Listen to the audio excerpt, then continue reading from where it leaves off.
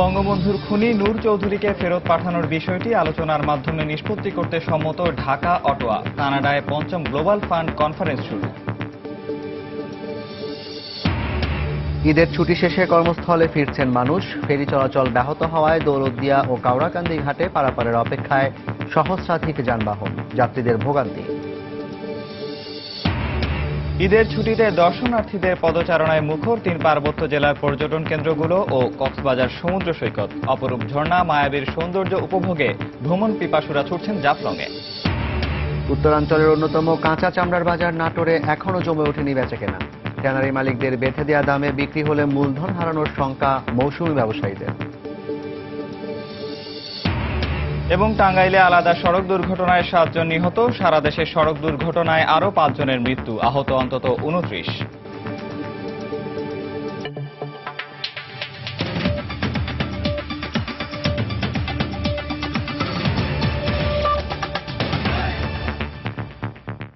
বাংলার সময়ের সঙ্গে আছি আমি জাফর সাদিক এবং আমি নিয়ামতুল্লাহ বাবু। জাতির জনক বঙ্গবন্ধুর পলাতক খুনি নূর চৌধুরীকে ফিরিয়ে দিতে করণীয় ঠিক করতে বাংলাদেশ ও কানাডা দুদেশই সম্মত হয়েছে। শুক্রবার কানাডার মন্ট্রিলে গ্লোবাল ফান্ড কনফারেন্সের উদ্বোধনীর পর শেখ হাসিনা ও জাস্টিন ট্রুডোর এক দ্বিপক্ষীয় বৈঠকে এ বিষয়ে আলোচনা হয়। এর আগে কনফারেন্সের উদ্বোধনী বক্তব্যে প্রধানমন্ত্রী শেখ হাসিনা ম্যালেরিয়া, এইডস ও টিউবারকিউলোসিস প্রতিরোধে বিশ্ব নেতাদের প্রতি চ্যালেঞ্জ গ্রহণের আহ্বান জানান। কানাডা প্রতিনিধি শরীফ ইকবাল চৌধুরীকে সঙ্গে নিয়ে মন্ট্রিল থেকে বিস্তারিত জানাচ্ছেন শিহাবুদ্দিন কিসলু। প্রধানমন্ত্রী শেখ হাসিনা দ্বিপাক্ষিক বৈঠক করেন কানাডার প্রধানমন্ত্রী জাস্টিন ট্রুডোর সঙ্গে। বৈঠকে কানাডায় পলাতক বঙ্গবন্ধুর আত্মস্বীকৃত খুনি নূর চৌধুরীকে ফিরিয়ে দিতে কানাডার সহযোগিতা চায় বাংলাদেশ। এ সময় কানাডাও এ ব্যাপারে সহযোগিতার আশ্বাস দিয়েছে বলে জানান প্রধানমন্ত্রীর সফরসঙ্গীরা। এরপর ৭১-এর মুক্তিযুদ্ধে তৎকালীন কানাডীয় প্রধানমন্ত্রী পিয়েরে ট্রুডোর বাংলাদেশ বান্ধব বিশেষ ভূমিকার জন্য সম্মাননা তুলে দেন প্রধানমন্ত্রী Sheikh Hasina. After the independence of Bangladesh, he continued to stand. কানাডার মন্ট্রিয়েলের ডাউনটাউনের এই হায়াত রিজেন্সি হোটেলেই শুক্রবার দুপুরে আনুষ্ঠানিকভাবে উদ্বোধন হয় গ্লোবাল ফান্ড কনফারেন্সের। কানাডার প্রধানমন্ত্রী জাস্টিন ট্রুডো এই কনফারেন্সের আনুষ্ঠানিক উদ্বোধন করেছেন। উদ্বোধনী অনুষ্ঠানে বিশ্ব নেতাদের পাশাপাশি বক্তব্য রাখেন প্রধানমন্ত্রী শেখ হাসিনা। বিশ্ব থেকে টিউবারকুলোসিস, ম্যালেরিয়া এবং এইডস দূরীকরণে চ্যালেঞ্জ গ্রহণে বিশ্ব নেতৃবৃন্দের প্রতি আহ্বান জানান তিনি। Access to health care is critically important for our society. My government attaches high priority to health security by investing in health infrastructures, products and services. We expect Global Fund to support us in our efforts. I firmly believe that AIDS, malaria and tuberculosis are preventable and treatable. It needs commitment. Shihabuddin Kislu, সময় সংবাদ, Montiel, Canada. ১৯৭৫ সালের ১৫ August সপরিবারে বঙ্গবন্ধুকে হত্যাকারীদের মধ্যে একজন নূর চৌধুরী। মৃত্যুদণ্ডপ্রাপ্ত এই খুনি বর্তমানে কানাডায় অবস্থান করছেন। বর্তমানে বঙ্গবন্ধুর 6 খুনি দেশের বাইরে রয়েছেন। 15 আগস্টের হত্যাকাণ্ডের পর তারা ৩রা নভেম্বর থাইল্যান্ডের ব্যাংকক, পরে করাচি হয়ে লিবিয়ার ত্রিপোলিতে চলে যান। এরপর রাজনৈতিক পুনর্বাসন ও চাকরির সুবিধা নিয়ে যুক্তরাষ্ট্র, পাকিস্তান সহ বিভিন্ন দেশে আশ্রয় নেন। ১৯৯৭ সালের সেপ্টেম্বরে তাদের বিরুদ্ধে ইন্টারপোলের মাধ্যমে গ্রেফতারি পরোয়ানা জারি করা হয়। খুনিদের মধ্যে SHMB নূর চৌধুরী জার্মানিতে বেশ কিছুদিন পালিয়ে থাকার পর বর্তমানে কানাডায় রয়েছেন।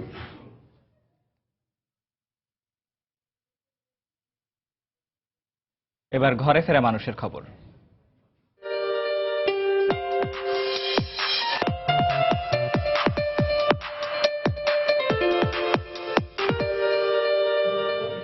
ঈদের ছুটি কাটিয়ে কর্মস্থলে ফিরতে শুরু করেছেন মানুষ। সকাল থেকেই বাস, ট্রেন ও লঞ্চ টার্মিনালে ছিল যাত্রীদের উপচে পড়া ভিড়।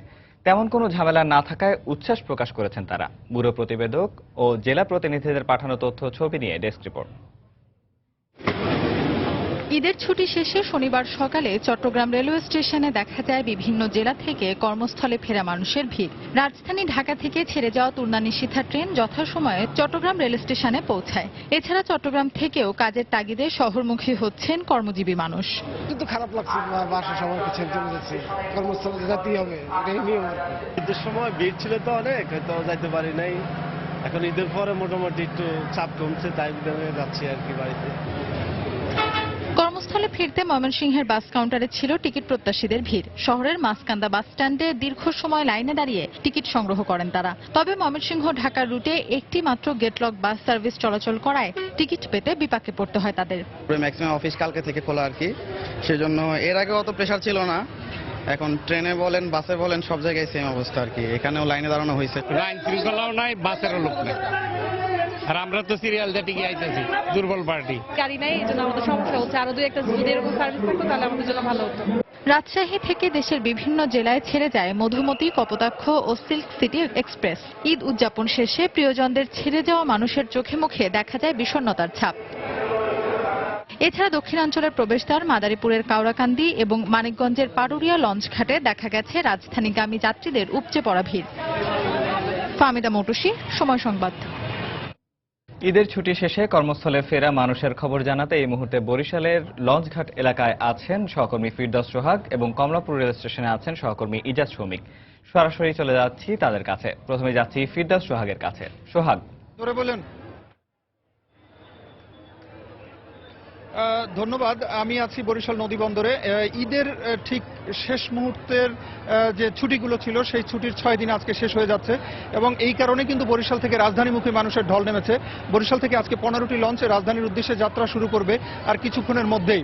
আর এছাড়া সকালে কিন্তু আরো সকালে এবং দুপুরে আরো দুটি লঞ্চ বরিশাল থেকে ঢাকার উদ্দেশ্যে যাত্রা করেছে এবং ইতিমধ্যে সেগুলো পৌঁছে গেছে। আমরা একটু দেখাবার চেষ্টা করি বরিশাল নদী বন্দর থেকে আসলে যে পরিস্থিতিটা এই মুহূর্তে রয়েছে। প্রচুর মানুষের ভিড় রয়েছে এবং যারা বরিশাল নদী বন্দরে রয়েছেন তারা কিন্তু এই মুহূর্তে আমরা দেখাবার চেষ্টা করছি বরিশাল নদী বন্দরের যে পরিস্থিতিটা। একটু জানিয়ে রাখি দর্শকদের, সুন্দরবন 8 এবং 10, পারাবত 2, 9, 11, 12, সুরভি 7 এবং 9, টিপু 7, কীর্তনখোলা 1 এবং 2, কালাম খান 1, দ্বীপরাজ এবং মানিক ও রাজহংস 8, এই লঞ্চগুলো, এই 15টি লঞ্চ বরিশাল থেকে ঢাকার উদ্দেশ্যে যাত্রা শুরু করবে।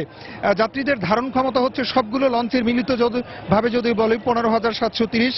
লঞ্চগুলোতে সিঙ্গেল কেবিন রয়েছে 717টি, ডাবল কেবিন রয়েছে 671টি, আর 33টি রয়েছে ফ্যামিলি কেবিন, আর এছাড়া 84টি আছে ভিআইপি কেবিন। তো মোটামুটি এখানকার পরিস্থিতি যেটা বলা যায়, অতিরিক্ত পুলিশ সুপার আব্দুল মোতালেব, নৌ পুলিশের যিনি কর্মরত রয়েছেন, তিনি বলেছেন যে যাত্রীদের নিরাপত্তায় তারা ব্যাপক প্রস্তুতি গ্রহণ করেছেন। কোনো রকমের যেন দুর্ঘটনা না ঘটে সে লক্ষ্যে তারা কাজ করে যাচ্ছেন। তাদের লক্ষ্য হচ্ছে যাত্রীদের সুন্দর এবং সুষ্ঠুভাবে ঢাকায় যাতে পৌঁছতে পারে সে লক্ষ্যে ব্যবস্থা গ্রহণ করা। এ লক্ষ্যে কিন্তু র্যাব, পুলিশ, নৌ পুলিশ ছাড়াও কোস্টগার্ড নিয়োজিত রয়েছে ফায়ার সার্ভিসের কর্মীরাও।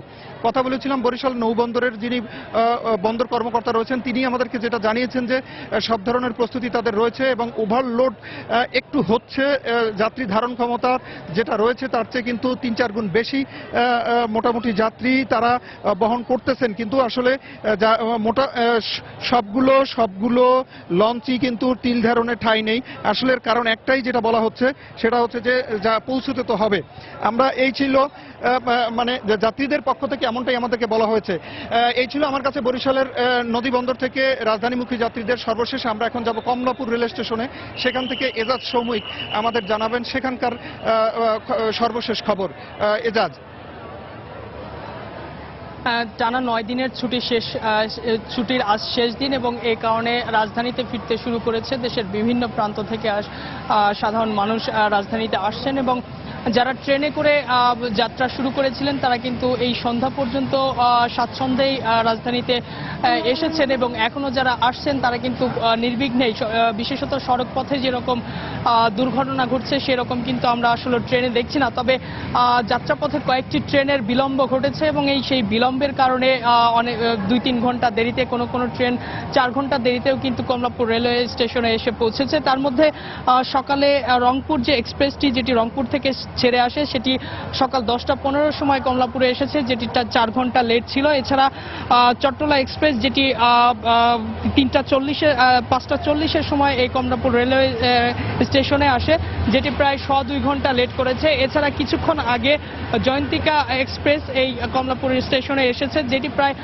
2 ঘন্টা লেট করেছে। এই 3টি ট্রেন ছাড়া বাকি সবগুলো ট্রেনই স্বাচ্ছন্দ্যেই এবং কোনো ধরনের 10-15 মিনিট লেট ছাড়া আসলে বলা যায় নির্বিঘ্নেই রাজধানীবাসী নগরবাসী তাদের প্রিয় নগরে ফিরতে পেরেছেন। এছাড়া আপনাকে বলে রাখি যে আর প্রায় এখন পর্যন্ত অর্থাৎ সন্ধ্যা পর্যন্ত 42টি ট্রেন এই কর্ণপুর স্টেশনে এসেছে, যাতে দেশের বিভিন্ন প্রান্ত থেকে অর্থাৎ সিলেট, চট্টগ্রাম, রাজশাহী থেকে শুরু করে সবগুলো অঞ্চল থেকেই কিন্তু এই 42টি ট্রেনে করে এখন পর্যন্ত নগরে ফিরতে পেরেছে।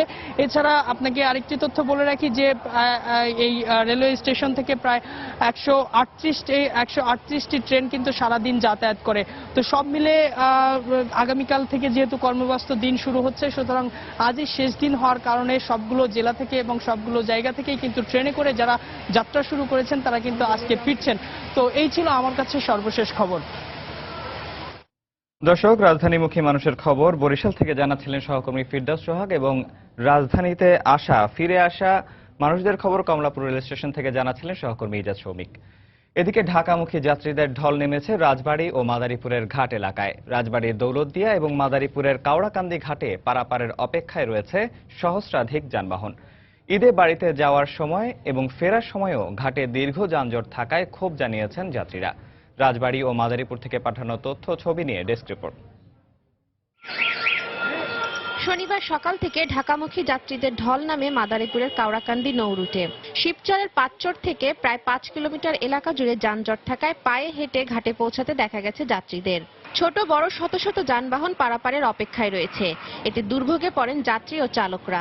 অনেকে লঞ্চ ও স্পিড বোটে নদী পার হয়েছেন। দৌলতদিয়া পাটুরিয়া নৌ রুটে ফেরি চলাচল একটু অস্বাভাবিক থাকার কারণে অনেক গাড়ি এবং যাত্রী আমাদের কাওড়াকান্দি রুটে ঢাকায় প্রবেশের চেষ্টা করছেন, এবং আমরা সচেষ্ট আছি এবং সতর্ক আছি, এবং আমরা আপনার চেষ্টা করছি যাতে আমাদের এই সমস্ত যাত্রী ভাইদেরকে আমরা তাদের গন্তব্যে সঠিকভাবে পৌঁছাতে পারি। পদ্মায় ভাঙন দেখা দেওয়ায় শুক্রবার সকাল 7টার দিকে রাজবাড়ীর দৌলতদিয়ায় 3টি ঘাট বন্ধ হয়ে যায়। দীর্ঘ 12.5 ঘন্টা বন্ধ থাকার পর শনিবার সকাল 5:45টার দিকে একযোগে 3টি ঘাটের মেরামত কাজ শেষ হয়। এরপর বেলা 1টার দিকে 4 নম্বর ঘাটটিও সচল হয়, কিন্তু স্রোতে ফেরি চলাচল ধীরগতি হওয়ায় এখনো পারাপারের অপেক্ষায় রয়েছে সহস্রাধিক যানবাহন। যাওয়ার সময় 4-5 কিলোমিটার জ্যাম, আসার সময় একই অবস্থা, যেটা আমাদের যাত্রায় ভোগান্তি। তারপর ভাড়া তেমন অনেক বেশি হচ্ছে বাসে। সব মিলায় মোটামুটি ভালো কেটেছে, কিন্তু এই কষ্টটা অনেক বেশি। যাত্রীদের সুবিধার্থে দৌলতদিয়া পাটুরিয়া ও মাওয়া কাওড়াকান্দি ঘাটে ট্রাক চলাচল বন্ধ রাখা হয়েছে। তাসমিন আফরোজ, সময় সংবাদ। বাংলা সময় আরো থাকছে। টঙ্গীর টাম্পাকো ফয়েল কারখানার সামনে এখনো স্বামী স্বজনদের খোঁজে স্বজনদের ভিড়। শোকাহত পরিবারের প্রতি সমবেদনায় শ্রমিকদের মানববন্ধন।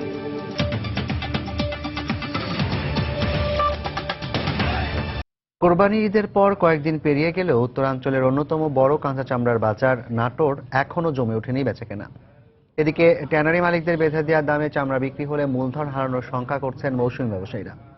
এ অবস্থায় বিষয়টি বিবেচনায় নিয়ে সরকারকে পদক্ষেপ নিতে সংশ্লিষ্টদের প্রতি আহ্বান জানিয়েছেন ট্যানারি সংশ্লিষ্টরা। হাবিবুর রহমান পাপ্পুর তোলা ছবিতে রাকিবুল হাসানের রিপোর্ট। নাটোর সদরের রেলগেট এলাকায় রাজশাহী অঞ্চলের সবচেয়ে বড় কাঁচা চামড়ার বাজার। প্রতি বছর 900 কোটি ও ঈদ মৌসুমে এখানে বেচাকেনা হয় 500 কোটি টাকার চামড়া। উত্তরাঞ্চলের জেলাসহ খুলনা অঞ্চল থেকেও বিক্রির জন্য চামড়া আসে এ বাজারে।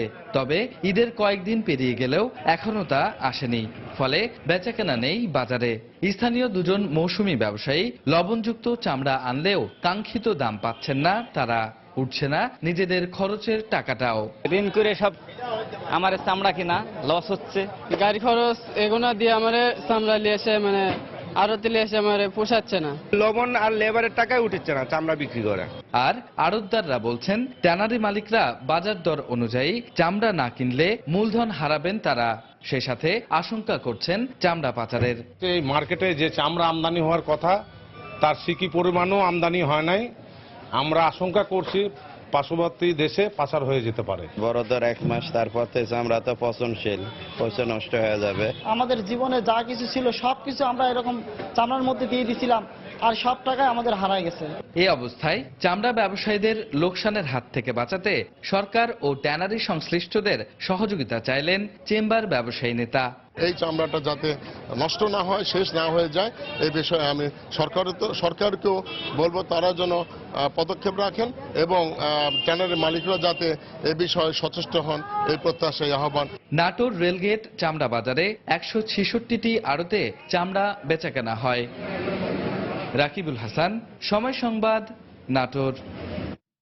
দেশে চামড়াজাত পণ্যের দাম বেশি হওয়ায় নিত্য ব্যবহারের জুতা, হ্যান্ডব্যাগ, বেল্ট, মানিব্যাগ ও জ্যাকেটের বেশিরভাগ চাহিদা মেটাচ্ছে আর্টিফিশিয়াল লেদারের তৈরি বিকল্প পণ্য। কিন্তু ডিজাইন এবং ফিনিশিংয়ে পিছিয়ে থাকা এবং চোরাই পথে পণ্য আসায় দেশে চামড়ার বিকল্প পণ্যের বাজার দখল করে নিচ্ছে বিদেশি পণ্য। উদ্যোক্তাদের মতে কাঁচামাল আমদানিতে শুল্ক ছাড় এবং আনুষঙ্গিক সহযোগী শিল্প গড়ে তোলা গেলে স্থানীয় বাজারে বিদেশি পণ্য নির্ভরতা কমবে। অন্যদিকে চামড়ার বিকল্প পণ্য রফতানির ব্যাপক সম্ভাবনাও কাজে লাগাতে পারবে বাংলাদেশ। বিস্তারিত জানাচ্ছেন হাজেরা শিউলি।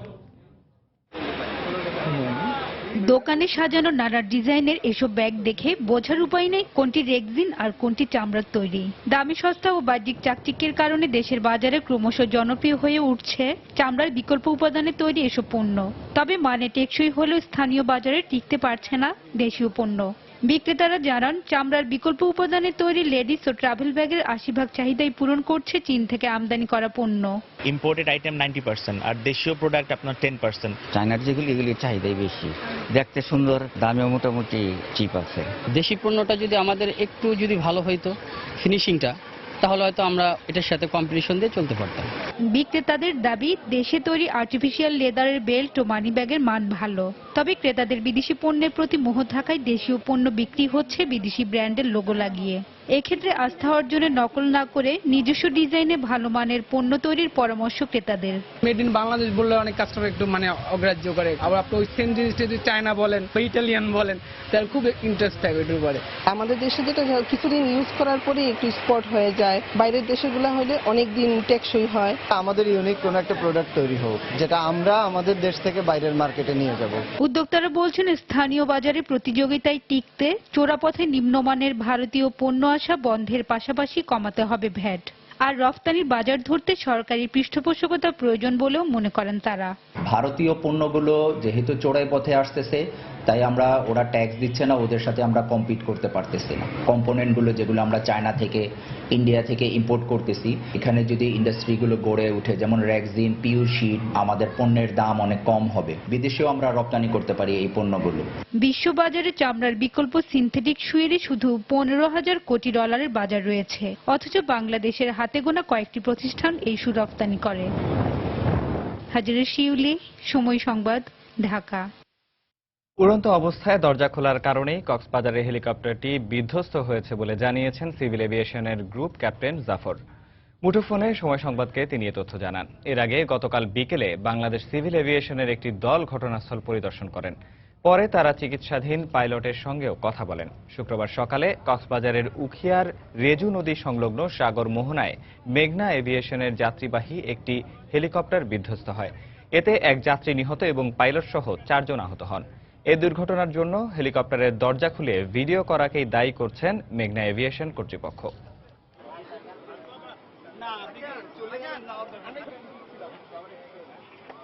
প্রাথমিকভাবে যেটা জানতে পেরেছি, যাত্রীদের কয়েকজন হেলিকপ্টার থেকে ভিডিও করছিল এবং হেলিকপ্টারটা নিচ দিয়ে যাচ্ছিল।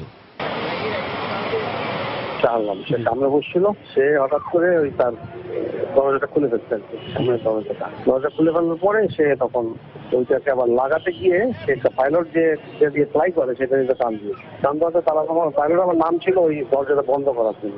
তখন সে ওই খুব হাইট কম ছিল, ওই জন্য আর কি সে জোরে টান দেওয়াতে সেই হেলিকপ্টারটা ব্যালেন্স নষ্ট হয়ে মাটিতে হিট করার পরে এটা ক্র্যাশ করেছে।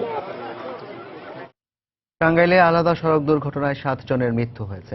এছাড়া সারা দেশে সড়ক দুর্ঘটনায় আরও 5 জন নিহত হয়েছেন। এসব দুর্ঘটনায় আহত হয়েছেন অন্তত 29 জন। সকালে সিলেটের গোলাপগঞ্জের কায়স্থ এলাকায় সিলেটগামী একটি যাত্রীবাহী বাস নিয়ন্ত্রণ হারিয়ে খাদে পড়ে যায়। এতে ঘটনাস্থলেই 3 জন নিহত এবং অন্তত 15 জন আহত হন। আহতদের উদ্ধার করে ওসমানী মেডিকেলে ভর্তি করা হয়েছে।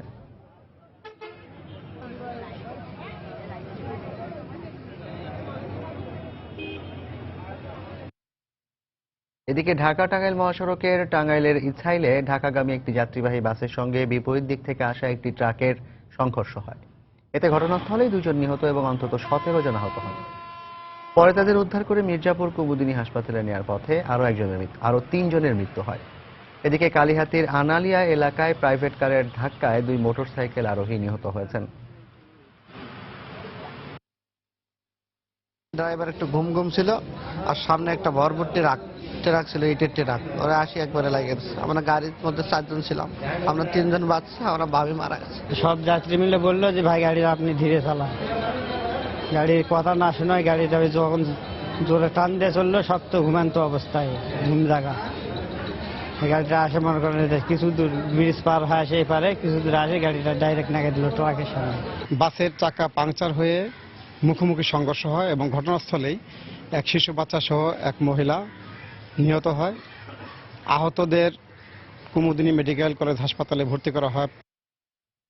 মহাসড়কে বেপরোয়াভাবে গাড়ি চালানো এবং সিএনজি চালিত অটোরিকশা চলাচলের কারণে সড়ক দুর্ঘটনা বাড়ছে বলে জানিয়েছেন সড়ক পরিবহন ও সেতুমন্ত্রী ওবায়দুল কাদের। দুর্ঘটনা রোধে অবৈধ চালকদের গাড়ি চালানো বন্ধ করতে হবে বলেও জানান মন্ত্রী। দুপুরে চট্টগ্রাম সার্কিট হাউসে মেট্রোপলিটন এলাকার সিএনজি অটোরিকশার মালিক শ্রমিক সংগঠনের নেতাদের সঙ্গে এক মতবিনিময় সভায় তিনি কথা বলেন। মালিক শ্রমিক নেতৃবৃন্দ যারা আছেন, আপনারা ড্রাইভারদেরকে আরো কাউন্সিলিং করুন এবং যারা চালকের যোগ্যতা নেই তাদেরকে দিয়েও গাড়ি চালানো হচ্ছে। একটা চালককে 24 ঘন্টা গাড়ি চালাতে হচ্ছে। এই বিষয়গুলো যদি বন্ধ না হয় তাহলে কিন্তু রাস্তায় বেপরোয়া ড্রাইভিং চলতে থাকবে এবং সব মিলিয়ে একটা বিশৃঙ্খল অবস্থা বিরাজ করছে। আমি তো এখনো বলছি, সড়ক এবং পরিবহনে শৃঙ্খলা ফিরিয়ে আনা এখন আমাদের জন্য বড় চ্যালেঞ্জ। বাংলার সময় আরো থাকছে। শরীয়তপুরে নতুন করে ভাঙনের কবলে নড়িয়া উপজেলার 2টি গ্রাম। পদ্মার স্রোতে ভেসে যাচ্ছে ঘরবাড়ি, রাস্তাঘাট ও শিক্ষা প্রতিষ্ঠান, খাবারের তীব্র সংকট।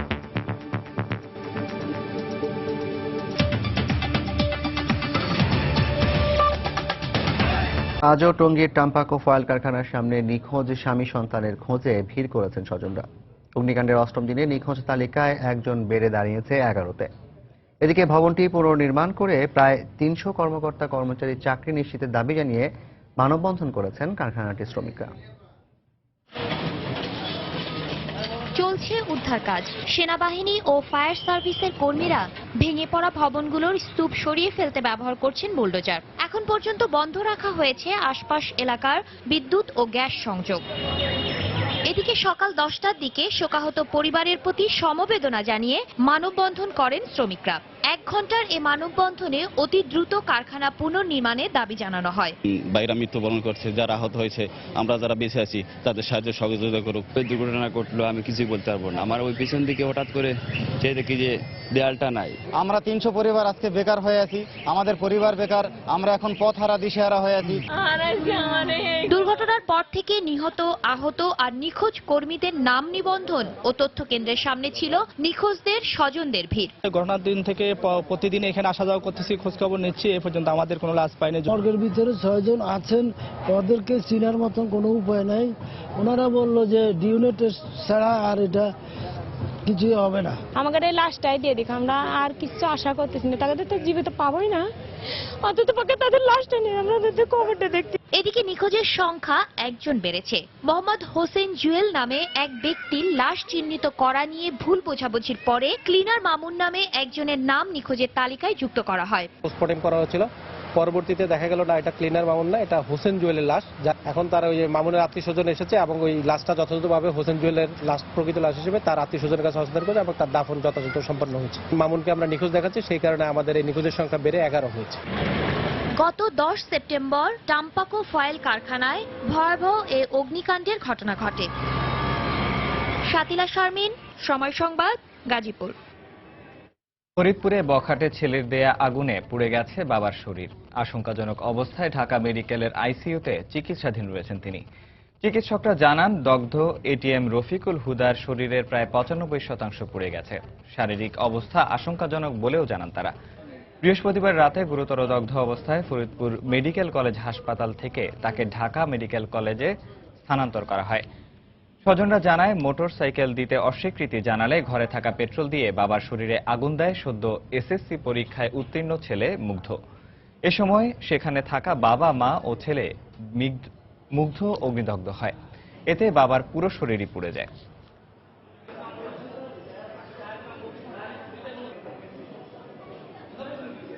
ছেলেটা বহুদিন ধরে বলতেছিল যে আমার একটা মোটর সাইকেল কিনে দাও, তো দিচ্ছিল না। এই জন্য এক সময় ক্ষুব্ধ হয়ে ঘরবাড়ি ভাঙছে। এর এক পর্যায়ে পেট্রোল ছিল বোতলে পেট্রোল ঢেলে আগুন ধরে দিচ্ছে। যেহেতু ওনার পোড়াটা 95% শরীরে কোনো অংশই আঘাতপ্রাপ্ত ছাড়া নেই, এই অবস্থায় আমরা ওনাকে আইসিইউতে চিকিৎসা দিচ্ছি। ওনাকে যে আমরা বাঁচানো যাবে এটা সম্ভাবনা খুবই কম। যতটুকু ওনাকে ব্যথামুক্ত রাখা যায় সেই চেষ্টা করা হচ্ছে। এখানে প্রত্যেকটা অর্গান ফেলিওর দিকে চলে যাচ্ছে। চট্টগ্রামে মাকে হত্যার অভিযোগ উঠেছে ছেলের বিরুদ্ধে। দুপুরে নগরীর বারিক বিল্ডিং এলাকার সরকার টাওয়ার নামের একটি বাড়িতে এ ঘটনা ঘটে। প্রতিবেশীরা জানান, বাড়ির দরজায় রক্ত দেখে পুলিশে খবর দেয় তারা। পুলিশ এসে ঘরের ভেতর থেকে রক্তাক্ত অবস্থায় সুমিতের মা কুমকুম চৌধুরীর লাশ উদ্ধার করে। পাশে রক্তাক্ত অবস্থায় ছেলে সুমিতকে পড়ে থাকতে দেখে তাকে উদ্ধার করে চট্টগ্রাম মেডিকেল কলেজ হাসপাতালে ভর্তি করা হয়। পুলিশ জানায়, সুমিত নিজে তার মাকে হত্যার কথা স্বীকার করেছে। এদিকে নৈতিক অবক্ষয় ও হতাশা থেকেই এ হত্যাকাণ্ড হয়েছে বলে ধারণা পুলিশের।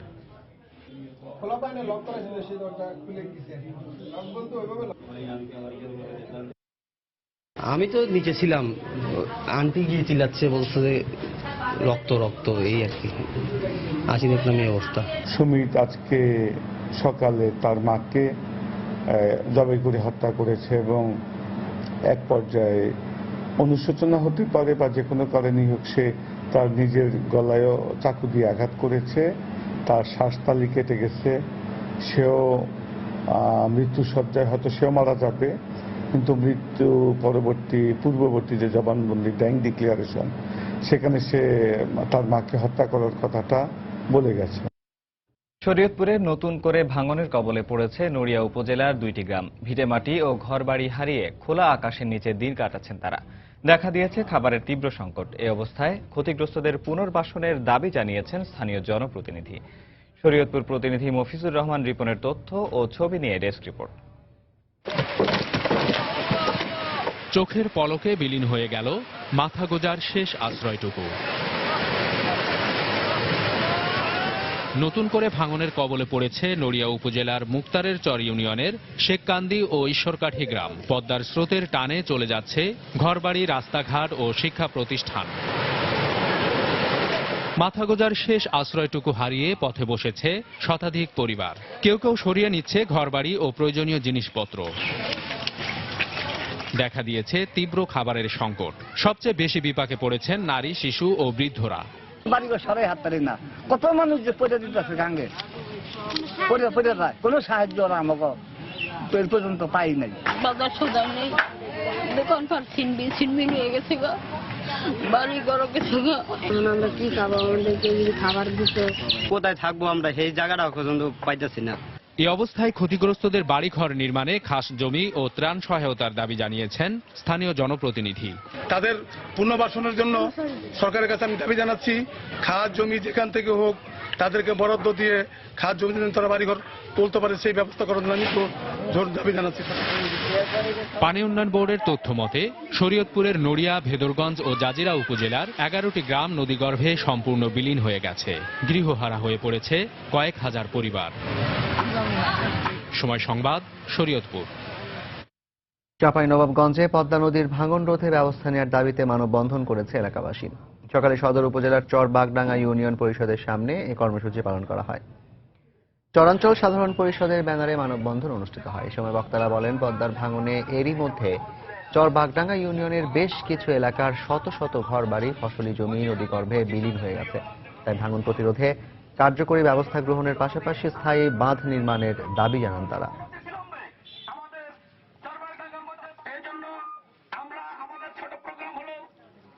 চাঁদপুরে 9 বছরের শিশু জান্নাতকে অমানবিক নির্যাতনের ঘটনায় অভিযুক্ত গৃহকর্ত্রী মনি বেগমকে গ্রেফতার করেছে পুলিশ। গতরাতে রাজধানীর বাড্ডা এলাকা থেকে তাকে গ্রেফতার করা হয়। পুলিশ জানায়, মনি বেগম তার এক আত্মীয়ের বাসায় অবস্থান করছে এমন খবরের ভিত্তিতে গাজীপুরের জয়দেবপুর এবং চাঁদপুরের হাইমচর থানা পুলিশ যৌথভাবে অভিযান চালায়। পরে তাকে বাড্ডা থেকে গ্রেফতারের পর জয়দেবপুর থানায় নিয়ে আসা হয়। এদিকে এই ঘটনায় গ্রেফতার গৃহকর্তা ওমর ফারুক ও তার ভাইরা মোস্তফা সর্দারকে শুক্রবার কারাগারে পাঠানোর নির্দেশ দিয়েছেন আদালত। পরিবারের অভিযোগ, বাড়ি যেতে চাওয়ায় এবং ঈদের নতুন জামা কিনে দিতে বলায় জান্নাতের উপর অমানবিক নির্যাতন চালানো হয়। এ ঘটনায় গত বৃহস্পতিবার শিশুটির প্রতিবেশী শাহজাহান ভুইয়া বাদী হয়ে জয়দেবপুর থানায় একটি মামলা দায়ের করেন।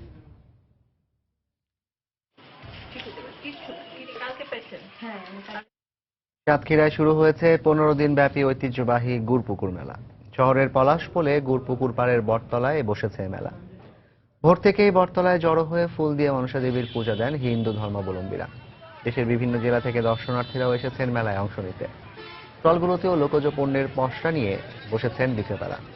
এবারও মেলার মূল আকর্ষণ হিসেবে থাকছে বেহুলা লক্ষিন্দরের জীবনী নিয়ে ভাসান যাত্রাপালা। প্রতি বছরই হিন্দু ধর্মাবলম্বীরা মনসা দেবী ও বিশ্বকর্মীর পূজা উপলক্ষে এ মেলার আয়োজন করে থাকে।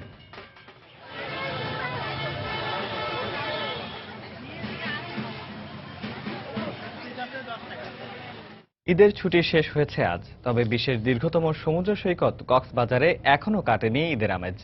দেশের নানা প্রান্ত থেকে ছুটে আসা পর্যটকরা হৈ হুল্লোড়ে ব্যস্ত সময় কাটাচ্ছেন। এদিকে বিপুল সংখ্যক পর্যটক এখনও কক্সবাজারে অবস্থান করায় নিরাপত্তা আরও জোরদার করেছে ট্যুরিস্ট পুলিশ। কক্সবাজার থেকে সুজাউদ্দিন রুবেলের তথ্য এবং মোহাম্মদ ফরাজের ছবি নিয়ে ডেস্ক রিপোর্ট। ঈদের টানা ছুটি শেষ হলেও বিশ্বের দীর্ঘতম সমুদ্র সৈকত কক্সবাজার এখনো মুখর পর্যটকদের পদভারে। পর্যটকদের আনন্দ যেন শেষ হবার নয়।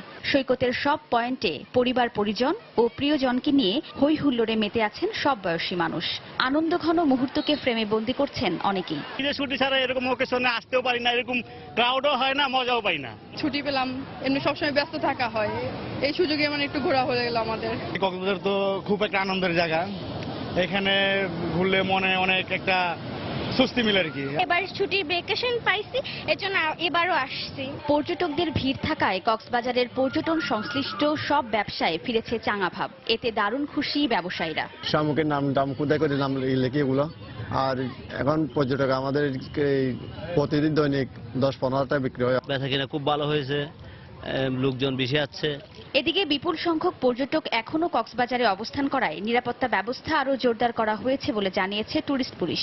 এ পর্যন্ত কোনো ধরনের দুর্ঘটনা এখন পর্যন্ত ঘটেনি এবং আমরা দিনরাত পরিশ্রম করে যাচ্ছি এই পর্যটকদের নিরাপত্তার জন্য। আমরা সবসময়ই তাদের নিরাপত্তা দিয়ে যাব এবং আমাদের এই প্রচেষ্টা অব্যাহত থাকবে। হোটেল মালিকদের দেয়া তথ্য মতে গত 5 দিনে কক্সবাজারে 3 লাখেরও অধিক পর্যটকের সমাগম ঘটেছে। সময় সংবাদ, কক্সবাজার।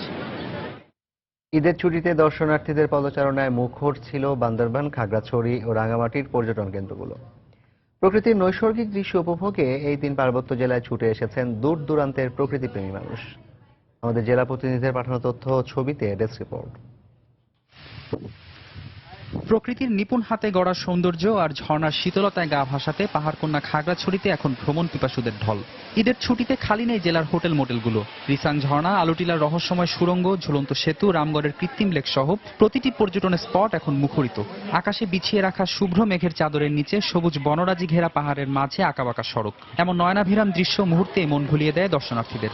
এত বেশি নিরাপত্তার মাঝখানে আমরা ঈদটা উদযাপন করতেছি, এটা বলার বাইরে। এখানে দেখার মতো অনেক সুন্দর জায়গা আছে, যেমন আপনার ঝুলন্ত ব্রিজ আছে, এখানে বাচ্চাদের মানে খেলাধুলা করার জন্য ট্রেন আছে। আলুটিলা গুহা ঘুরলাম, এটা তো অসাধারণ। মানে বাংলাদেশে এইরকম একটা সুন্দর জায়গা আছে আমার জানা ছিল না। টুরিস্ট অ্যাট্রাক্ট করতে যেভাবে বলতে হয় এরকম স্মার্টলি প্রেজেন্ট করা যায়, বাইরের দেশে যেরকম করা হয় তার থেকে অনেক ভালো স্পট আমাদের দেশেই আছে। বৌদ্ধ মন্দিরগুলি খুব সুন্দর, এগুলি আমার খুবই আকর্ষণীয় মনে হয়েছে। তারপরে এখানে একটা গুহা আছে, খুবই বিখ্যাত গুহা, সবাই খুব এনজয় করেছে। তো এটা খুব ভালো একটা সুন্দর জায়গা, আমার মনে হয় বাংলাদেশের সবাই একবার এখানে আসা উচিত। নগর জীবনের ক্লান্তি দূর করতে বান্দরবানের পাহাড়ি জনপদে পরিবার পরিজন নিয়ে ভিড় করছেন দর্শনার্থীরা। প্রাকৃতিক সৌন্দর্যের অপারে লীলাভূমির শৈলপ্রপাত, নীলগিরি সহ জেলার পর্যটন কেন্দ্রগুলোতে ভ্রমণ পিপাসু মানুষের ঢল। ঈদের ছুটিতে নারী পুরুষ সহ সব বয়সের মানুষ একাকার হয়ে উপভোগ করছেন প্রকৃতির নৈসর্গিক দৃশ্য। পর্যটন স্পটগুলোতে সাদা পোশাকে ও পোশাকধারী পুলিশি সার্বক্ষণিক মোতায়েন রয়েছে। আশা করি পর্যটকগণ বান্দরবন ভ্রমণ শেষে নিজ নিজ গন্তব্যস্থানে সুন্দরভাবে ফেরত যেতে পারবে। এদিকে রাঙামাটির বিভিন্ন পর্যটন স্পট মুখর পর্যটক ও ভ্রমণ পিপাসুদের ভিড়ে। শহুরে জীবনে একটু প্রশান্তির আশায় জেলার পাহাড়, কাপ্তাই হ্রদ, শুভলং ঝর্ণা সহ বিভিন্ন দর্শনীয় স্থান ঘুরে বেড়াচ্ছেন তারা। ফেরদৌস নির্ঝর, সময় সংবাদ। ভারতের মেঘালয় থেকে পাহাড়ের বুক চিরে নেমে এসেছে এক ঝর্ণা। কালো পাথরে বিছানো অপরূপ এই ঝর্ণার নাম মায়াবী। এবার ঈদে মনোমুগ্ধকর ঝর্ণাটি ভিন্ন মাত্রা যোগ করেছে দেশের পর্যটন শিল্পে। ঝর্ণার অপরূপ সৌন্দর্য উপভোগ করতে তাই ভ্রমণ পিপাসুরা ছুটছেন জাফলংয়ে।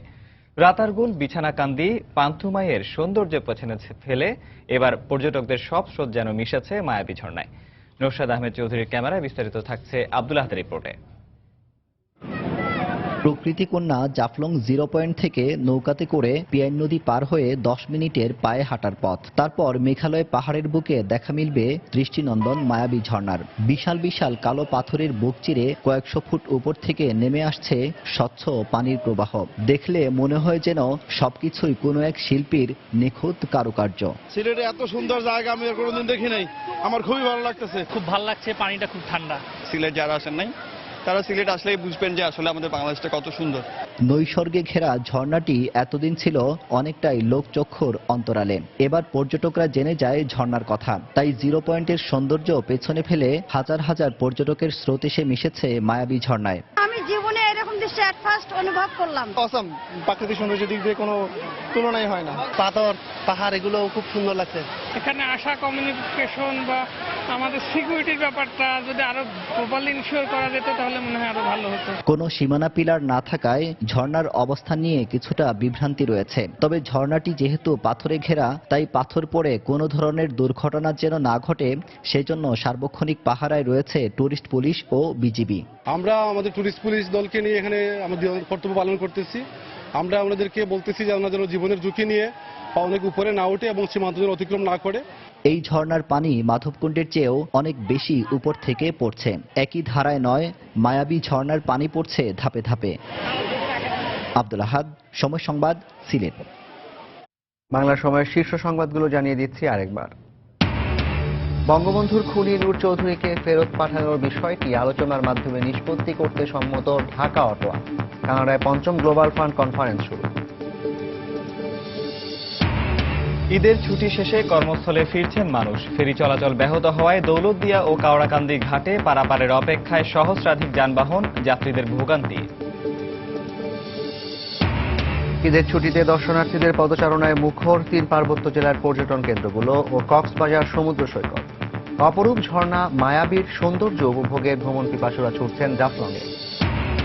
উত্তরাঞ্চলের অন্যতম কাঁচা চামড়ার বাজার নাটোরে এখনো জমে ওঠেনি বেচাকেনা। টেনারি মালিকদের বেঁধে দেয়া দামে বিক্রি হলে মূলধন হারানোর শঙ্কা মৌসুমী ব্যবসায়ীদের। এবং টাঙ্গাইলে আলাদা সড়ক দুর্ঘটনায় 7 জন নিহত। সারা দেশে সড়ক দুর্ঘটনায় আরো 5 জনের মৃত্যু, আহত অন্তত 29 জন। এই ছিল বাংলা সময়ে। যে কোনো খবর পেতে ভিজিট করুন সময়নিউজ.tv। এছাড়া এইমাত্র পাওয়া খবর আপনার মোবাইলে পেতে SMS করুন *BN লিখে পাঠিয়ে দিন 16242 নম্বরে। আর সঙ্গে থাকুন সময়ে।